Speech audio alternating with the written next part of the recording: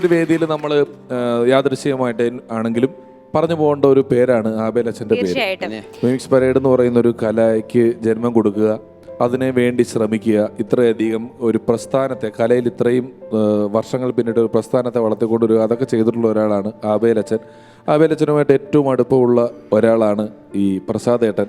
കലാഭവൻ എന്ന് പറയുന്ന ഒരു ട്രൂപ്പിലൂടെ കേരളത്തിന് സംഭാവന ചെയ്യപ്പെട്ടിട്ടുള്ള കലാകാരന്മാരുടെ എണ്ണം എത്രയോ എണ്ണമാണ്. നമുക്ക് വിരൽ മടക്കി എണ്ണയെ തീരാത്ത അത്രയും കലാകാരന്മാരെ സംഭാവന ചെയ്ത ഒരു പ്രസ്ഥാനത്തിൽ വളരെ ആക്റ്റീവായിട്ട് ഇപ്പോഴും നിലനിൽക്കുന്ന ഒരാളാണ് പ്രസാദ് ഏട്ടൻ എന്നുള്ളത് നമുക്ക് അഭിമാനമാണ്. അത് മാത്രമല്ല, താങ്ക് യു. അത് മാത്രമല്ല, പണ്ട് ഞാൻ കലാഭവൻ്റെ കൂടെ പോകുമ്പോൾ ഒറ്റക്കാണ്, ഇതേപോലെ സ്റ്റാൻഡപ്പ് കോമഡി എന്നൊന്നും പേരില്ല എന്നേ ഉള്ളൂ, ഒറ്റക്കാണ് വന്ന് 15-20 മിനിറ്റ് പ്രോഗ്രാം ചെയ്യുന്നത്.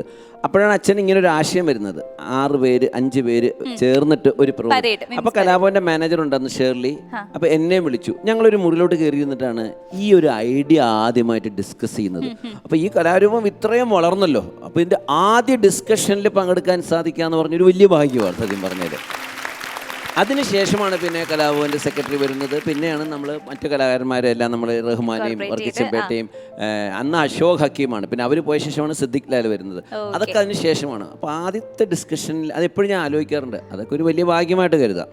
നമ്മൾ ദാസേട്ടൻ ഇതിനകത്ത് 50 വർഷമായി, അല്ല സംഗീതത്തിൽ 60 വർഷമായി എന്നൊക്കെ പറയുന്നത്, ഏകദേശം 45 വർഷമായില്ലേ സ്റ്റേജ് പരിപാടിയിൽ? അതെ, 45 വർഷമായി. ആബേൽ അച്ഛനുമായിട്ടുള്ള എന്തെങ്കിലും ഒരു മനോഹരമായ ഓർമ്മ ഞങ്ങളോടൊന്ന് പങ്കുവെക്കണം. അല്ല, അച്ഛനിപ്പോൾ നമ്മളിപ്പോൾ ഒരു കുടുംബത്തിൽ അവിടെ ആ വീട്ടിൽ എപ്പോഴും വഴക്കാന്ന് പറഞ്ഞാൽ ആ വഴക്കിനെ കുറിച്ച് അച്ഛനൊരു കഥ പറയും. അപ്പോൾ ഒരിക്കൽ സിദ്ദിഖ് കലാഭവനിൽ വന്നപ്പോൾ സിദ്ദിഖ് ചോദിച്ചു, നമ്മുടെ ഡയറക്ടർ സിദ്ദിഖ് ചോദിച്ചു, അച്ഛൻ ഞങ്ങളുടെ ഈ പുല്ലേപ്പടി വഴി പോകുമ്പോൾ ചില പിള്ളേർ വന്ന് കൂവാറുണ്ട് അച്ഛനെ, ഞാൻ കേട്ടിട്ടുണ്ട്, അച്ഛൻ എന്താ റിയാക്ട് ചെയ്യാത്തതെന്ന് ചോദിച്ചു.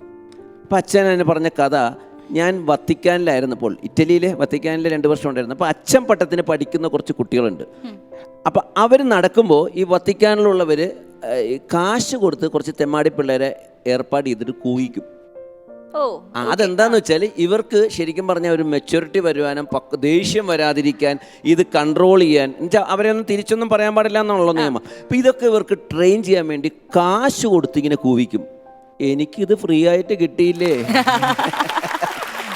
അത് മാത്രമല്ല, എനിക്ക് ഫ്രീ ആയിട്ട് പക്വതയും കിട്ടി, മെച്യൂരിറ്റിയും കിട്ടി, ഇതൊക്കെ എനിക്ക് ഫ്രീ ആയിട്ട് കിട്ടി. അവിടെ അച്ഛൻ പോസിറ്റീവായിട്ട് കണ്ടു എന്നുള്ളതാണ്.